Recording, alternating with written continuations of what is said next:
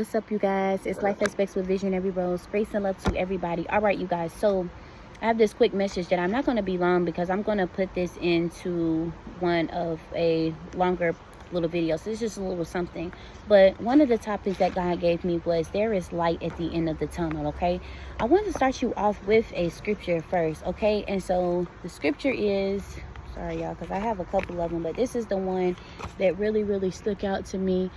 This is the one that really stuck out to me that is going to be pertaining towards this video.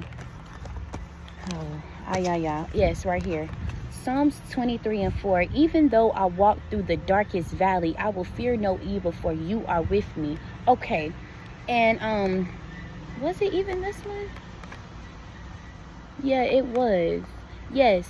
So you have to understand that there is light at the end of the tunnel. Okay, and so when I say that there is light at the end of the tunnel, there is light at the end of the tunnel. You ever been like deep in the field with something, and so deep into the field to where you feel like you're like you're trapped in, and you don't have the strength like to get out?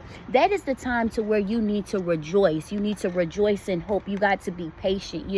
This trial, this tribulation, where no matter what it is, you got to understand that God is your peace, and no man can destroy the peace that God gives you.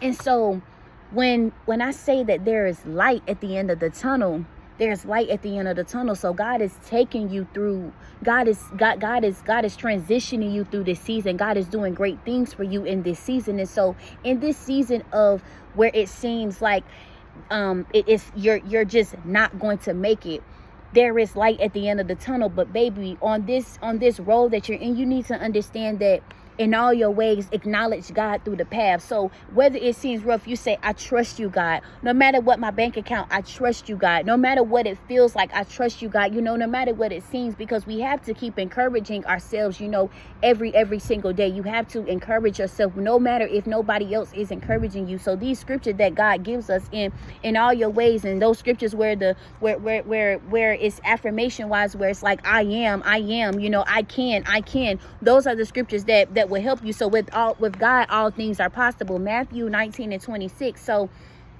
So even when it feels like you're in isolation, because I haven't forgot about you guys when I told you guys I'm going to do a video on isolation. I haven't forgot about you guys, but let's add in there. So there is light at the end of the tunnel. So there's a thing with the spiritual discipline that happens. There's a thing where when you're on your spiritual growth, a lot of things happen. When you are on your spiritual growth, you are in an isolation period season. So it's kind of like you're in solitude a little bit. But when you are in solitude with God, everything is going to come out, and it's going to be aligned just well. But when you are in solitude with the devil is always going to have you in cycles. The devil is always going to have you in mental conflict within yourself. So that is why it's important to keep your energy close to you, because many people will try to cipher off of your energy to gain earthly things. Okay, so just think about how like you don't have to run. Okay, you don't have to run, because there is light at the end of the tunnel. That's one of the things that I've written down. You don't have to run, because there is light at the end of the tunnel. And so even when it seems like, like I'm just being reminded, and I speak so heavy on it because, from an experience and a testimony, because it was like, whoa, like, is it ever going to get brighter? But it's like, hold on, you've always been the light. You've always been rejoiced in me, confided in me, and worship me and praise me. So I'm never going to leave you. But I had to allow you to go. And so when God allows you to go through things, because it's to teaches you to grow. So when you're in isolation, God teaches us isolation, because God heals in the isolation. You grow in the isolation. There is a lot of things that grow spiritually about you, emotionally, mentally, physically. Your mindset is not the same. The way you speak is not the same. The way you think is not the same. Maybe even people that you hang out with is not the same. And so the devil will test you. And so when you talk to God and you pray to God, God will test you. And so even the devil will test you. So like I said, when you have those people that hit you up and stuff like that, or when you have, people that try to test you or to try to test your anger and stuff like that, you have to understand how to keep your composure, because there is light at the end of the tunnel. I don't care what it is that you are facing in your life. We have to understand something, that everybody is going through something, but we don't focus on that. We don't focus on what it is that we're going through. But many times people always say, you know, don't worry about what it is that you're going through. Don't worry about it. And why not worry about it? Because it's going to hinder me from getting to my destiny. So why not worry about it? So when people try to say,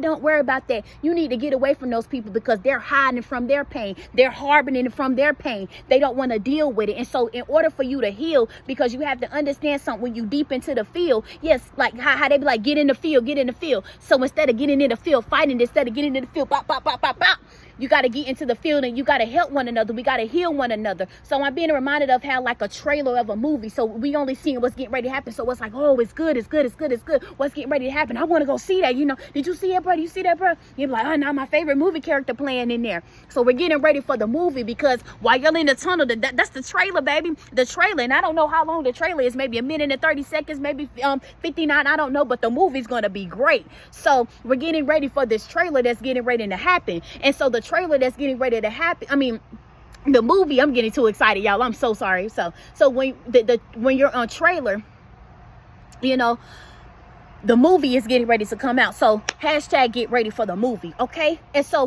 while you're in the field, you know, you're helping one another. You're pressing on. You're doing what it is that you have to do mentally, emotionally, physically, and spiritually. So you have to spiritually discipline yourself. So spiritually discipline yourself. I had wrote that down. So spiritually disciplined, progress in the sense of something has some value, yet progress is the sense of being a great deal more, having to grow higher, deeper, wider as time passes, to conquer difficulties and acquire more and more of God's power. So without the spiritual discipline, we cannot grow. So if we're not disciplining ourselves into what it is that we need to do, we're physically and emotionally and spiritually, we're not growing.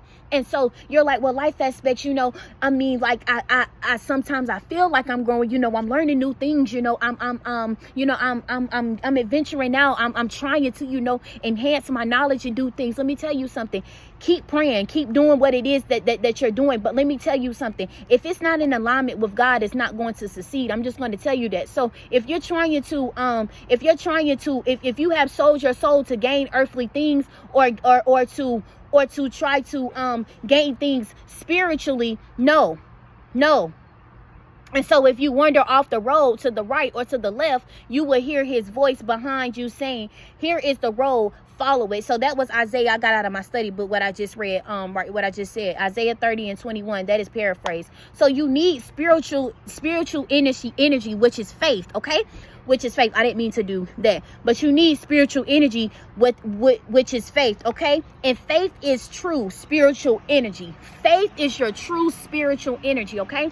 You don't have to use somebody else's energy to go get to what it is that you need. I know that I know that that you think that it's worked out, and that you've achieved at it, and that you've won at it, but it was all an illusion, baby. And that's what God does, because God will allow you to think that you're doing something, and he will say, all right, he's sitting back, he's watching, he's saying it's all an illusion. It's all an illusion. And so your faith is your true spiritual energy. And so how can you gain that true spiritual energy? No, like I said, into the video of God's wrestle, when you pray and you're meditating and stuff to him. So that is actually how do I spiritually discipline myself? Life aspects. Number one, let me tell you this: health is wealth. So I need for you guys to eat healthy even more. Continue to drinking your water and stuff like that. Like, even for me, I have to do the same thing too sometimes, but I'm trying to, you know, watch my words, and you know how I say, like, if but or something like that.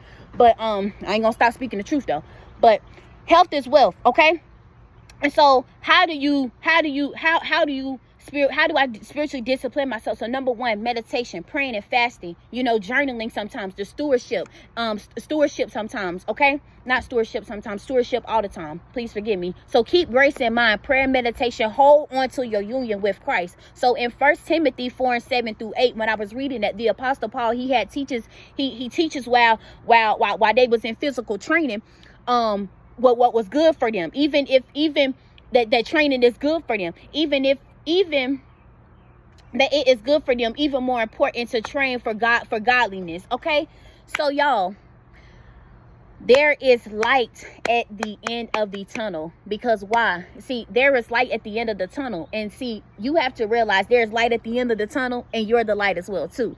So I love you guys, and I hope you guys took something from this video. You know that God is moving into your life. I said God is moving, and God is going to do great things for you. And so you have to know that no matter what it seems like, we can't, you know, keep pondering in our mind of what's going on, because we have to take the time to heal from what it is that we're going through. So I always say you need to find somebody that you can trust and that you can talk to. But God is always going to be your number one best friend. You feel what I'm saying? God is always going to be your number one best friend. So you have to that rest that he gives us, because the stuff that you're dealing with, he wants to give you rest at it. And so that was one of the things that I had to learn, like stuff that I was dealing with maybe a year or two ago. You know, I don't deal with that stuff mentally, emotionally. You know, it's not beneficial to me. It's not beneficial to me, because I already know that God has already fought the battle for me. He's already won. He's already conquered my enemies.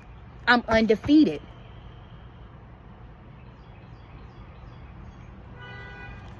And so with this spiritual discipline, and with the God's rest, and knowing that light is at the end of the tunnel, I love you guys, and I thank you guys for rocking so much. And thank y'all for rocking with Life Aspects with Visionary Rose. Grace and love to you guys.